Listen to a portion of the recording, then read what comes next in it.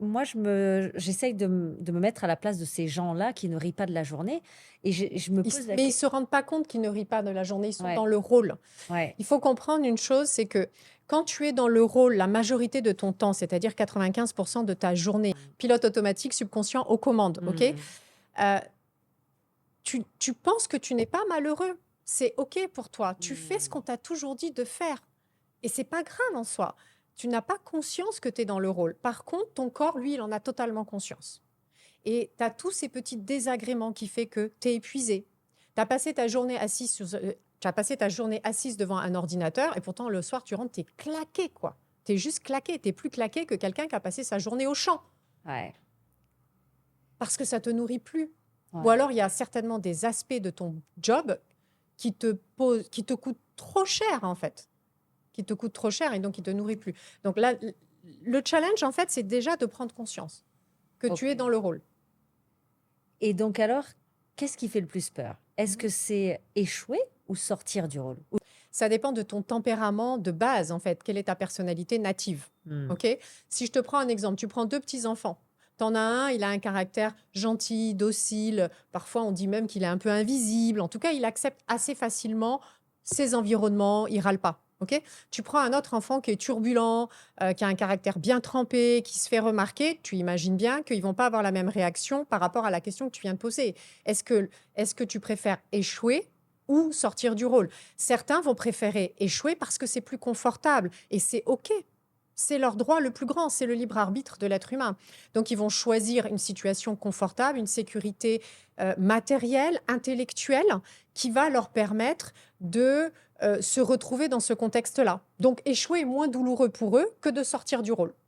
Et t'en as d'autres, ça va être juste impossible. Moi, si je prends mon cas de figure, c'était insupportable. C'est-à-dire que j'ai joué le rôle pendant des décennies, avec un petit côté rebelle quand même, mais j'ai joué le rôle pendant des décennies et il y a un moment donné, c'était devenu tellement insupportable que je ne supportais même plus mon reflet dans le miroir. Waouh! D'accord? Parce que quand je me regardais dans le miroir, je ne voyais plus Maï, je voyais un rôle parce que j'en avais pris conscience. Beaucoup n'en prennent pas conscience et pensent qu'ils existent au travers de leur carte de visite, de leur statut, de leur rôle, de leur performance. Et ils ne se rendent pas compte que ils sont avant tout des êtres humains qui ont existé à un moment donné. Quand ils étaient petits, ils n'étaient pas une carte de visite. Mmh. Quand ils faisaient des pâtés de sable ou qui mettaient de la peinture partout dans la maison, ils n'étaient pas des cartes de visite. Ils n'avaient pas une performance, ils n'avaient pas un statut. Tout le monde s'émerveillait. Enfin, je veux dire, les parents, par exemple, ils s'émerveillent quand leurs enfants font une prouesse, par exemple, renverser de l'eau dans un bocal sans en mettre partout. Waouh, ils sont émerveillés, quoi. Tu vois? Ils sont émerveillés de l'être. Ouais. Ils ne sont pas émerveillés du rôle ou de la carte de visite. C'est Donc, qu'est-ce qui fait le plus peur entre échouer et sortir du rôle? Ça dépend de ta personnalité native et encore une fois, ça va dépendre de si tu te connais toi-même. très intéressant tout ça, Maï, vraiment. Et là, on va passer au step d'après. Pourquoi beaucoup de gens disent: «Je veux autre chose», sans savoir quoi? La plupart des gens, ils veulent toujours autre chose, mais ils savent pas quoi parce qu'ils ont appliqué les règles d'un système qu'ils ont reçu. D'accord? Encore une fois, quand tu es petit, même tout au long de ta vie, on t'apprend à être heureuse et on te dit que pour être heureuse, il faut que tu aies un grand poste, que tu sois mariée, que tu aies des enfants, bref, que tu coches un certain nombre de cases. D'accord? Sauf que ça, c'est encore une fois, ce sont des critères de réussite qui ne sont pas forcément les tiens.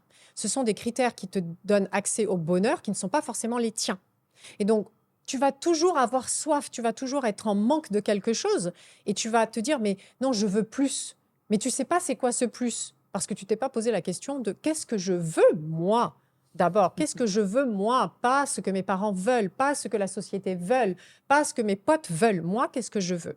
Donc, tant que tu vas pas répondre à cette question-là, tu vas toujours vouloir plus. Tu seras jamais rassasié. Jamais rassasié. Et dans ces cas-là, pourquoi on croit choisir alors qu'en réalité on répète? Parce que, alors ça, c'est une très bonne question. On croit choisir de manière consciente alors qu'on répète parce que les règles que tu as intégrées depuis que tu es toute petite, elles sont devenues invisibles. Tu fais du tennis, toi, Sandra, C'est n'est-ce pas? vrai. Alors, et tu es en pilote automatique comme tout le monde 95% de ta journée, mais tu es une très bonne joueuse de tennis, ok? Quand la balle, elle arrive, tu penses que tu choisis entre le revers et le coup droit, mais tu choisis pas parce que tu as été conditionné selon un mode de fonctionnement pour jouer au tennis. On t'a appris à jouer au tennis. On t'a réglé de manière à ce que quand la balle arrive comme ça, c'est coup droit. Quand la balle arrive comme ça, c'est revers. Donc cette règle, elle est devenue complètement invisible. C'est automatique, c'est immédiat. Ben, c'est exactement pareil. Ce qui va se passer, c'est que les gens, en fait, ils pensent choisir en conscience, mais ils choisissent plus. Ils appliquent des règles qui sont complètement invisibles. Tu vois, je ne sais pas si ça répond à ta question. Si, ça répond complètement à ma question. C'est Et donc, ils n'ont pas conscience qu'ils répètent un schéma indéfiniment, sauf quand ce schéma les dérange. Tant que ça nourrit leurs ambitions, tant que ça les rend heureux, tout est OK. On ne se pose pas de questions. Ben oui, Après tout, on ne ben serait pas oui. là sinon. Mais dès que ce schéma qu'ils répètent, ces règles invisibles qui les drive finalement, vient déranger leur bien-être, vient déranger leur épanouissement ou vient déranger leur succès, leur réussite, là, ça devient un problème.